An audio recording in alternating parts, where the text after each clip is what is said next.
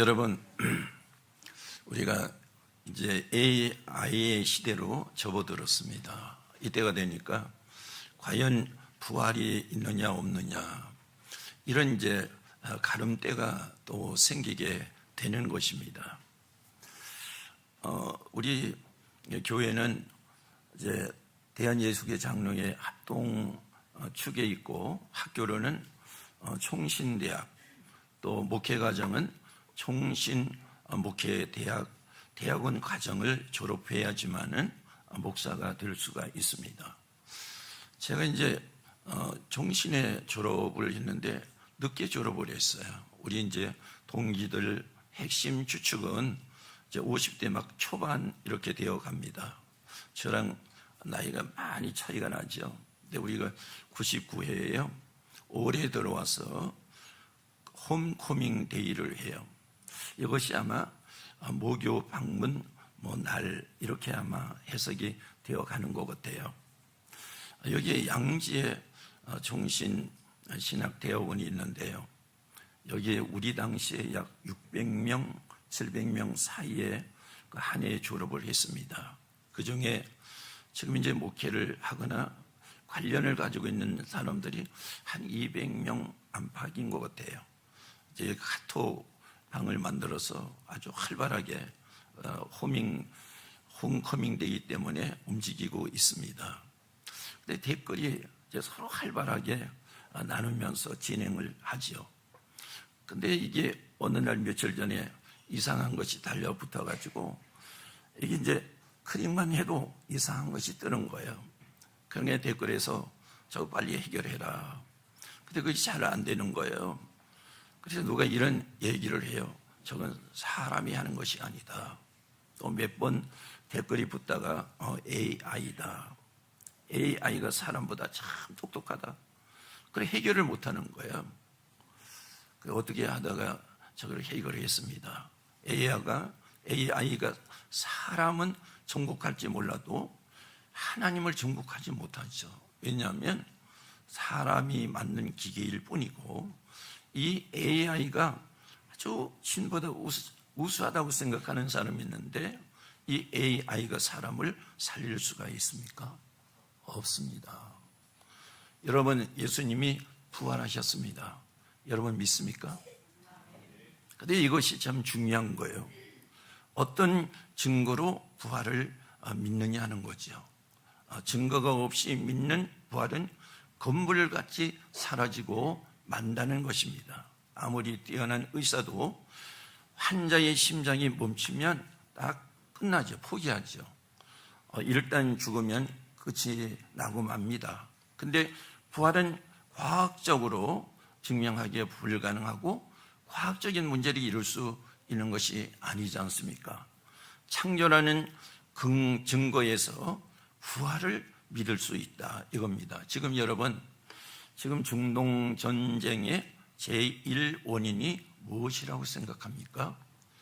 명분으로는 이란 핵 보유 때문에 전쟁을 했다 이렇게 얘기를 하지 않습니까? 아니에요. 기름이에요. 오일을 선점하는 것 때문에 이런 일이 발생을 한 것입니다. 근데 석유는 무엇으로 형성될까요? 석유는 일단 동물, 로 필요, 이것이 압축돼서 액화된 거예요. 그래서 석탄은 식물이 쌓여서 압축된 것이 탄화된 거예요. 그것을 창조 과학의 증거로 볼 때는 노아 홍수를 기점으로 형성되었다 얘기지 않습니까? 노아의 홍수에 이 지구를 전체 물이 덮었습니다. 그러니까 여기는 하나도 남은 게 없죠. 그러니까 여러분, 바닷물이 다 덮으면 그냥 잠잠하게 그 자리에 있는 것 같죠. 안 그렇습니다. 북에서 남으로 또 흘러서 북으로 돌아가고 막 이렇게 빨리 흐르는 거예요. 그 속에서 이제 짐승들이 사체, 오페류 사체 이런 것들이 막 돌아가죠. 그러다가 어느 큰 골짜기 같은데 같은 부류들이니까 여기에 탁 쌓이게 되는 거죠. 그리고 이제 여기 지진이 일어나고 해일이 일어나면서 이런 바위 같은 것들이 덮이게 되는 거죠. 이게 그래서 압축이 되는 거죠.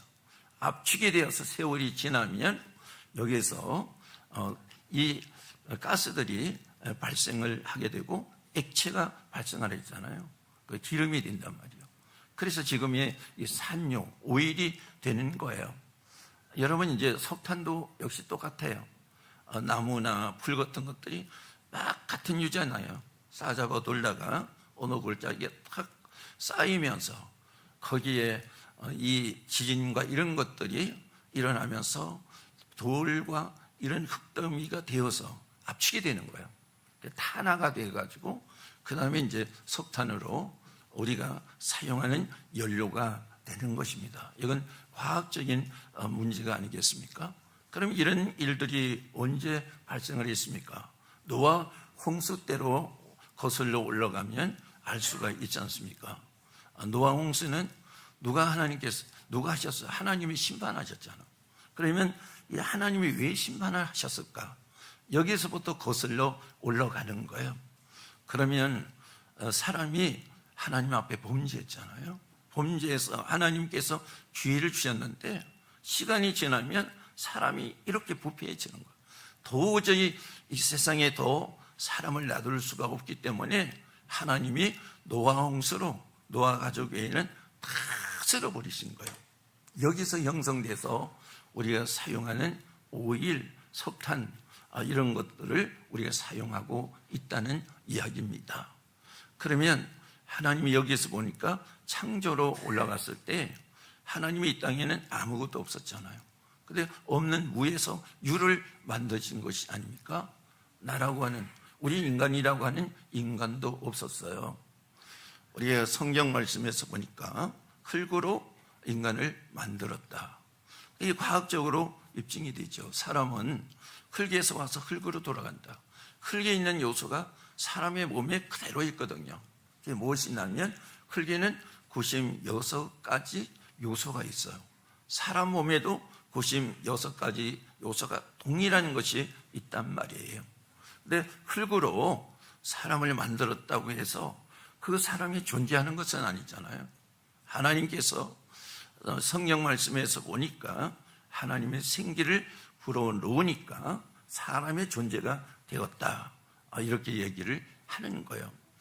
여기에 이것이 무엇을 얘기하냐면 하나님의 영을 사람을 만들어놓은 그 코에다 집어넣었을 때 사람이 숨을 쉬게 되었다 얘기해요. 여러분 우리가 숨을 쉬니까 지금 살잖아요. 숨이 끊어지면 우리는 죽습니다. 그래서 여러분 하나님의 영을 히브리어로 느하후 이렇게 얘기를 해요. 이것을 또 호흡이나 숨이라고 이야기를 하는 거예요. 그래서 우리가 살다가 하나님의 영을 불러가면 우리 호흡이 딱 끊기고 그 자리에 딱 멈추지 않습니까? 여러분 하나님이 창조하시고 사람을 흙으로 만들어 놓으셔도 하나님의 영을 불어넣을 때 인간이라고 하는 존재가 되었다 하는 것입니다. 근데 그 인간이 하나님 앞에 범죄해가지고 죽음이 왔잖아요. 이렇게 됐는데 하나님은 인간을 참 사랑하셔. 그래서 하나님은 재창조를 하시죠. 그래서 우리가 신학에서 보면 하나님이 우리를 재창조를 하시는데 우리 다시 살아나는 거, 거듭 태어나는 거, 그걸 중생이라고 하지 않습니까? 중생은 어떻게 무엇을 통해서 이루어집니까? 성령을 통해서 이루어지는 거예요. 성령을 구약에서 보면 하나님의 신, 하나님의 영 이렇게 얘기를 하는데 신학에서는 성령, 하나님의 신이다 이렇게 얘기를 하는 거죠. 하나님의 영인 성령을 주실 때 중생이 일어나는 거예요. 그 영인 성령을 주신다고 그랬는데 초대교회 성도들이 단체로 성령을 받았어요. 그리고 성령을 받고 부활하신 예수님을 전해요. 어떻게 부활하신 예수님을 전합니까? 성령을 받자 부활이 믿어졌다는 얘기예요. 그리고 이 믿어졌기 때문에 부활하신 예수님을 전하게 되는 거예요. 저도 성령을 강력하게 받았죠. 우리가 성령을 받지 않으면 성경이 믿어지질 않아. 성령을 받지 않으면 부활이 믿어지지를 않아. 우리가 부활을 믿습니다. 인간의 의지로 이야기를 하죠. 근데 사실은 믿어지지 않는단 말이에요. 하나님의 성령, 하나님의 영이 우리에게 임할 때 부활이 믿어지는 거야, 이게. 그래서 우리가 하나님의 신앙, 이 역사를 사람의 의지로 되는 것이 아니라 오늘 부활절을 통해서 정말로 내가 부활이 믿어지느냐, 예수님의 부활이 믿어지느냐, 그렇다면 나도 예수님처럼 부활해서 구원이 이루게 된다는 믿음이 확실하게 되는 거잖아요. 그게 없이는 우리가 신앙이라고 하는 그 속에 그냥 빠져 있단 말이에요. 그래서 부활의 신앙은 제자들도 갖지를 못했어요. 예수님이 십자가에서 죽으시자 그 시신을 아리마대 요셉의 굴에 안치를 했잖아요. 이제 이 옹벽 같은데 그곳에다가 옆으로 굴을 파는 거예요. 그리고 아브라함 때는 훨씬 이 몇천 년 전이죠. 그도 이제 아브라함이 죽었을 때 에브론에 막벨을 굴에 묻혔지 않습니까? 예수님도 역시 수천 년이 지나도 그 관습은 역시 동일했던 거야. 아리마대 요셉이 자기가 묻히려고 준비했던 그 무덤에 예수님의 시신을 여기 안치하도록 했어요. 그리고 나서 거기다 큰 돌로 막아놨잖아요. 그러니까 그 앞으로 지나다니면 상하는 냄새가 나는 거예요. 요한복음 11장 말씀에서 보니까 여기 나사로가 있잖아요. 나사로가 죽어서 여기 안치됐는데 밖에서 상하는 냄새가 나는 거야. 동일한 그들의 습관, 문화, 장례 문화가 예수님 때나 과거에나 동일하게 이루어져 나가고 있지 않습니까? 이제 여러분, 안식일 날에는 사람이 이동을 못해요. 지금 이스라엘에 아주 보수 유대인 지역에는 지금도 안식일 날에는 이동을 못한다는 거예요. 현지인들이 있는 곳에는 이동을 해도요. 그 당시에도 그 당시는 더 그랬지 않습니까? 그러니까 이제 안식일 날은 예수님이 무덤에 묻혔어도 아무도 움직이지 못하는 거예요. 안식일이 지난 그 다음 새벽에 정말로 예수님에게 큰 은혜를 입은 막달라 마리아를 위시해서 귀신 들렸던 사람이 귀신이 쫓겨가고 인생을 찾았잖아요. 그러니까 예수님을 얼마나 사랑하겠어요. 그러니까 이 막달라 마리아를 위시해서 다른 마리아들, 여자들이 안식일 새벽에 무덤을 향해서 막 달려가는 거예요. 그거는 부활하신 주님을 보려고 가는 것이 아니라 무덤에 묻힌 예수님의 시신이라도 보려고 달려간 것입니다. 그런데 그 무덤을 막은 돌이 굴려져서 무덤이 활짝 열려 있어요. 그 돌 위에 아주 빛나는, 아주 광채가 나는 사람이 앉아 있는 거예요. 그게 천사입니다. 요한복음 20장에 보니까 이 돌 위에 앉아 있는 천사가 둘이었다고 합니다. 천사가 둘이 있었는데 광채가 나고 끝빛이 번개 같다.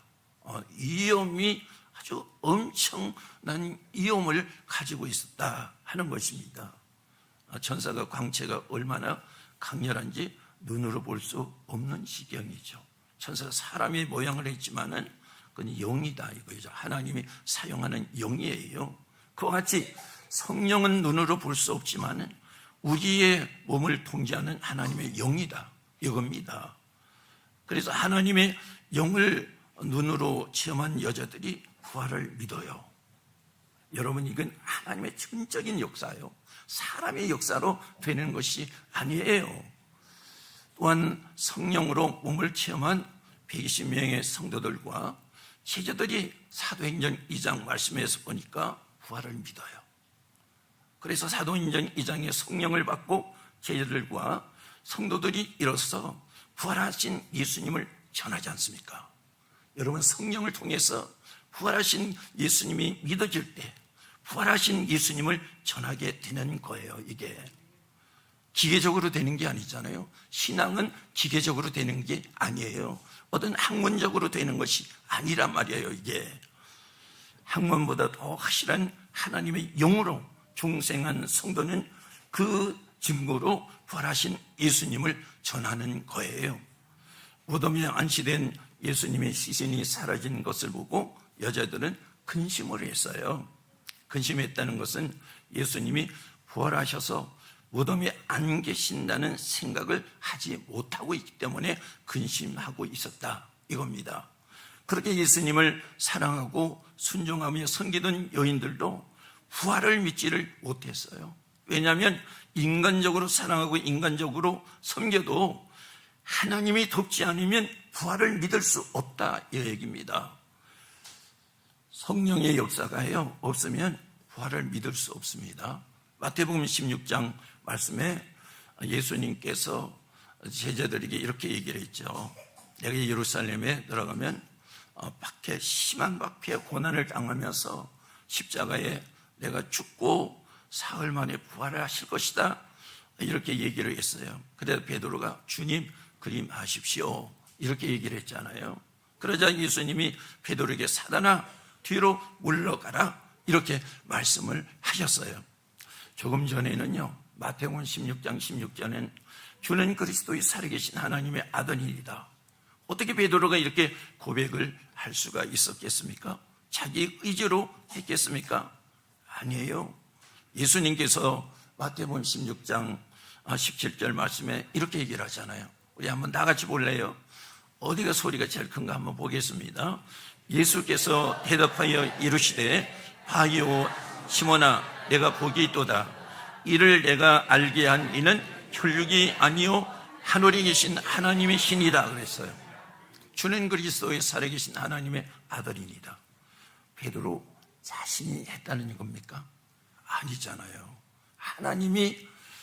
예수님이 하나님의 아들이고 너희를 구원할 그리스도라고 하는 것을 알려주셔서 고백하게 해서 했다는 거예요. 여러분 부활도 마찬가지예요. 우리가 우리 의지로 부활을 믿을 수 있는 게 아니에요. 하나님이 성령을 우리에게 주셔서 그 성령이 부활을 믿게 하시고 우리가 그 부활이 나의 부활이라고 하는 것을 내가 확신하고 그래서 구원이 확실히 있을 때 내가 복음이라고 하는 걸 전하지. 그리고 우선순위가 하나님 앞에 가는 거고 우리가 섬기는 것도 나의 어떤 일보다 하나님의 일을 우선순위로 하는 거죠. 믿어져야지 우선순위가 정해지는 거예요. 믿지 않으면 우선순위로 하나님 먼저 섬겨라. 됩니까? 안 돼요. 하나님 앞에 충성하라, 헌신하라, 무엇을 어떻게 하라? 됩니까? 안 돼요. 이것은 믿어져야지 누가 하라고 안 해도 하는 거예요, 이게. 이런 역사가 하나님 앞에서 일어나는 거 아니겠습니까? 부활도 하나님의 영인 성령이 알게 하고 믿게 하셔야 한다는 겁니다. 부활을 믿지 못한 제자들은 부활하신 예수님을 목격하고도 비밀의 장소에 가서 문을 닫아 걸고 두려워서 떨고 있었습니다. 그래서 예수님이 제자들을 찾아가셔서 평강이 있을지어다. 2번씩이나 평강이 있을지어다. 이렇게 말씀하시면서 그 다음에 그들에게 성령을 받으라. 이렇게 말씀하고 있는 거예요. 부활하신 예수님이 그들에게 옆에 있어도 그들이 목격을 해도 그들은 떨고 있는 거예요. 믿어지지 않으니까. 그래서 예수님이 찾아가셨잖아요. 너희들에게 평강이 있을지어다. 평강이 있을지어다. 그래도 두려워서 떨고 있어요. 너희들이 성령 충만함을 받으라. 성령을 받아서 믿어질 때 우리가 어떤 형편과 처지에 관계없이 우리가 평강 편안을 갖게 되는 거예요. 성도들이 왜 불안합니까? 부활이 믿어지지 않으니까 불안한 거예요. 부활이 믿어지면 나의 미래와 내세는 하나님 앞에 있는 거예요. 그렇기 때문에 불안하지 않는 거예요. 사람이 이걸 결정하나 사람이 분석하는 게 아니고 하나님의 역사가 내 안에서 일어나야지 가능한 거예요.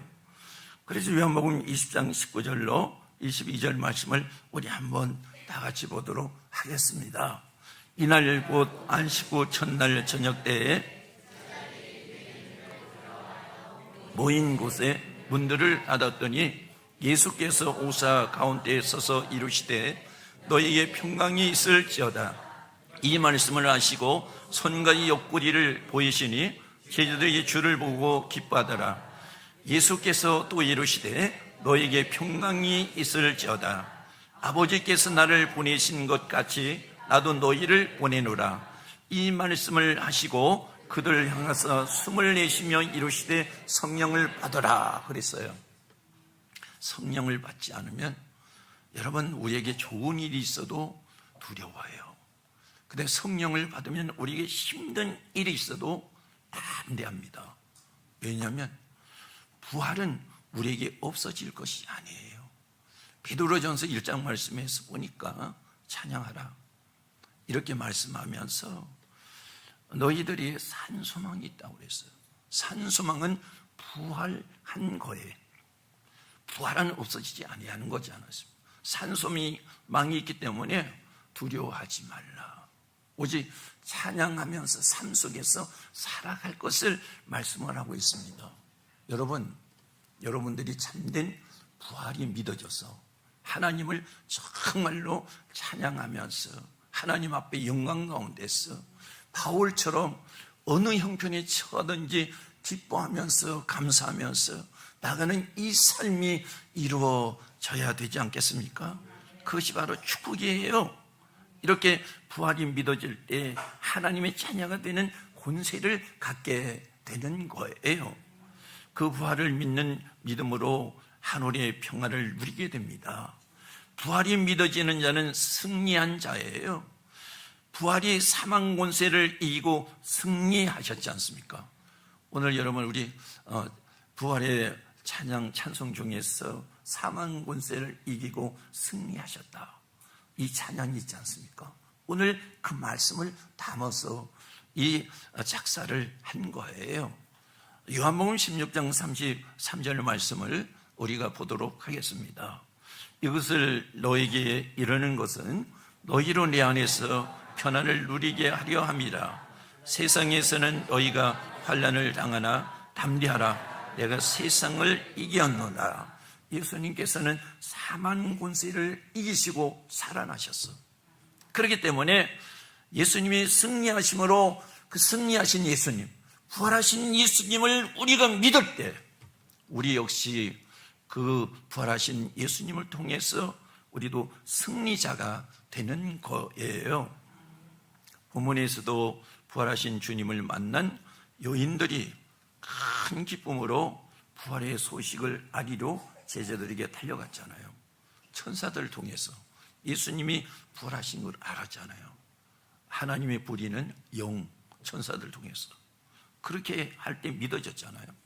그래서 제자들에게 부활의 소식을 알리려 이제서야 여자들이 달려가는 거예요. 믿어져야지 달려가는 거예요, 여러분. 믿어지지 않으면 달려갈 수가 없습니다. 하나님의 역사하시니까 되더라고요.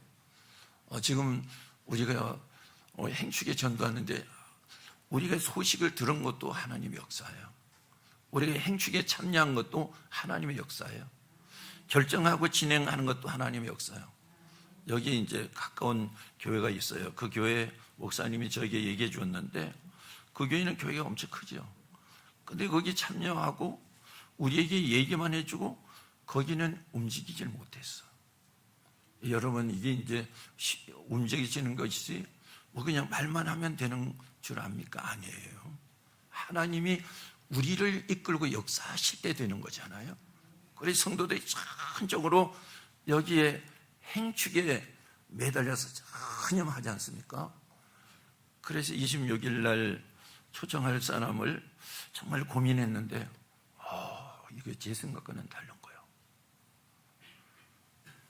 오늘 오후 예배는 제가 엑기스로 한 10분, 15분 사이에서 말씀을 전하고 1교구에서 세 분들이 이제 그날 초청할 분들에 대해서 간증을 하는데 예상 외의 분들이 이 초청자들이 막 생기는 거예요. 그러니까 다른 분들도 말할 필요도 없이 이런 일들이 생기는 거예요. 여러분, 이 부활의 믿음이라고 하는 것은요, 우리를 이끌어가는 역사가 있는 거예요. 교회 안에서요, 제일 중요한 것이 믿음이에요. 예수를 믿는 믿음. 예수를 믿는 믿음의 사람들이 얼마나 되느냐 하는 것이 중요한 거지요. 그게 숫자에 있는 것이 아니라 얘기입니다. 여러분, 이제 마태복음 28장 8절 말씀에 그 여자들이 무서움과 큰 기쁨으로 빨리 무덤을 떠나 제자들에게 알리려고 다른 질 할세. 예수께서 그들을 만나 이르시되 편안하냐 하시거늘 여자들이 나아가 그 발을 붙잡고 경배하니 성령이 임하심으로 부활이 믿어진 여자들이 달려갔죠. 여러분, 성령이 오늘 임하셔서 우리에게도 부활이 믿어지고 여러분들이 부활의 소식을 전하러 달려가야 되지 않겠습니까? 광복을 목격한 사람들이 광복의 소식을 듣지 못한 사람들에게 광복을 알렸다는 거예요. 그 당시에는 입을 통해서 알려졌지 않습니까? 여러분, 우리는 오늘 부활을 믿는 사람들이요, 믿어지는 사람들이요. 그렇다면 우리가요, 복음을 전하려면 전하고 말라면 말로, 그건 부활이 안 믿어지니까. 부활이 믿어지면 견딜 수가 없는 거예요. 오늘 여인들도 믿어지니까 견딜 수가 없잖아요. 예수님의 제자들도 사도행전에 와서 부활이 믿어지니까 견딜 수 없는 거잖아요. 순교까지 하지 않습니까? 오늘 이렇게 될 때 하나님의 교회, 이 교회는 하나님의 교회가 되는 거예요. 하나님의 교회는 하나님의 생명력이 있기 때문에 하나님이 끝까지 하나님이 보장하시는 거. 이 세상 교회들이 다 없어져도 여러분, 부활의 믿음을 가지고 있으면 이 교회는 하나님의 교회예요. 하나님의 이 교회를 통해서 하나님이 마지막까지 역사하실 겁니다.